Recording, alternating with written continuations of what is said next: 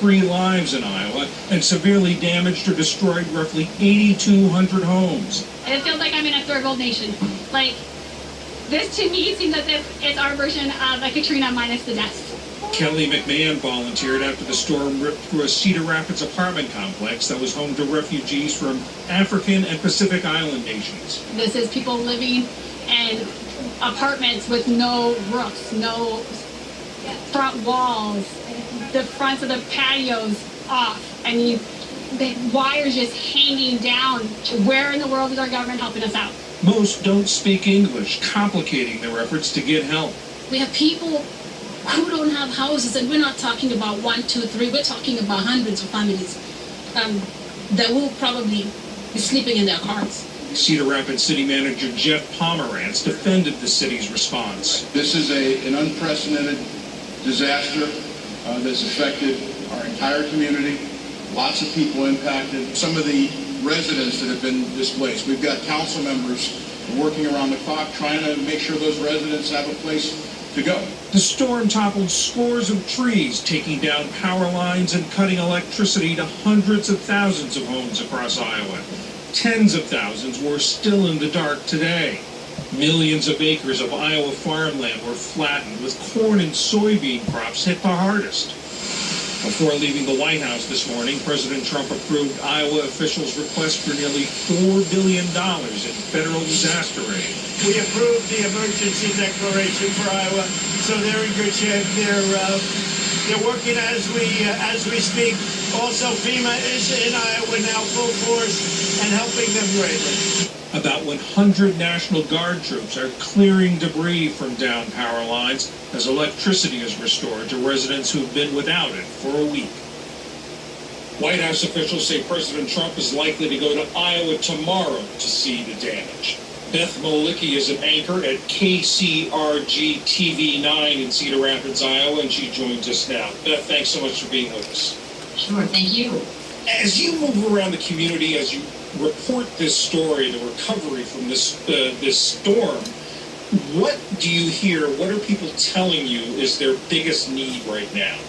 Humanitarian aid, the basics: shelter, food, water, ice to keep insulin cold. They're not asking for new bridges, new roads, rebuild everything. Those things will come at some point, but right now, this is a humanitarian crisis. And you say they need the basics. It's been a week, as we've said in the tape piece, since this all happened. How are people reacting to the pace of aid or lack of aid? They're outraged. That's an understatement. They're tearful. Iowans don't like to rely on others. They like to be independent. But this is so overwhelming and it's so widespread. And there seems to just be this lack of urgency in covering it, you being the exception, thank you, and getting things in place. It's so desperate that people from nearby communities that weren't as hard hit are coming in and going door to door to check on people. We have found people who have been stuck in their homes, a man in his wheelchair, an elderly couple in their 90s. That's not our job as media. We really just shine a light. We're not supposed to be emergency responders or really advocates of anything but the truth. Earlier at a news conference today with city officials, you said that FEMA, some government officials are calling your newsroom to try to figure out where help is needed.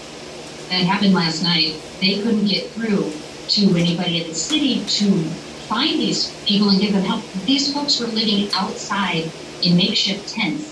And some of them were still living inside their homes that were missing roofs and walls with exposed wires. There's no power coming in anyway. And nails and children. And this is a community in this particular apartment complex that is predominantly people who came here as refugees from the Democratic Republic of Congo, from Micronesia. And these people need translators. They're terrified. They don't know where to go to get help. Whereas somebody like me, and I have storm damage, but that doesn't matter. But I know how to connect. These folks are living in imagery that it's unimaginable to be happening in Cedar Rapids, Iowa, in the United States of America. You say that people are outraged over the pace of the relief. Who's the target of their outrage? Who are they taking this out on? Who are they angry at? It's really at the decision makers whom they feel did not move quickly enough and effectively enough at all levels. Local, state, federal? Yes, all of the above. Farming, of course, such an important industry in Iowa. How have they been affected by this storm? Some farmers have been flat out wiped out. We're talking 10 million acres of farmland that is damaged or destroyed, as well as corn cribs and silos that were holding corn that they blew over and the corn spilled out. Now, they can pick up some of that corn, but that's nothing compared to what was in the land. That cannot be redeemed. Iowa, of course, is not immune to weather problems, and you've had big flooding problems. How is this, the reaction and the recovery, pace of recovery, and response to this compared to previous natural disasters? I was here in the flood of 2008, and at the time, it was so overwhelming. You're hearing some repeating themes here, but we led the national news that night, and we were in the spotlight, and people were reaching out, and we had trucks and trucks and trucks of support from the nonprofit side. They're here too, but it took a long time for those national agencies to even notice this was happening. It's not that they didn't care, they didn't know.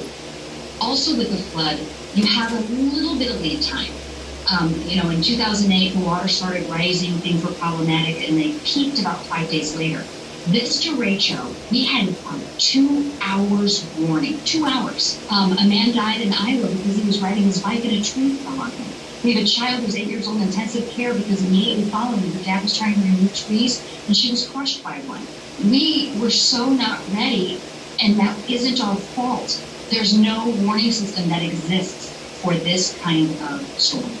A very difficult situation. Thanks for giving us, filling us in on the details.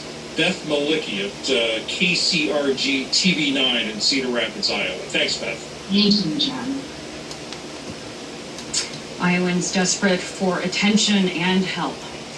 That's it from us here at News.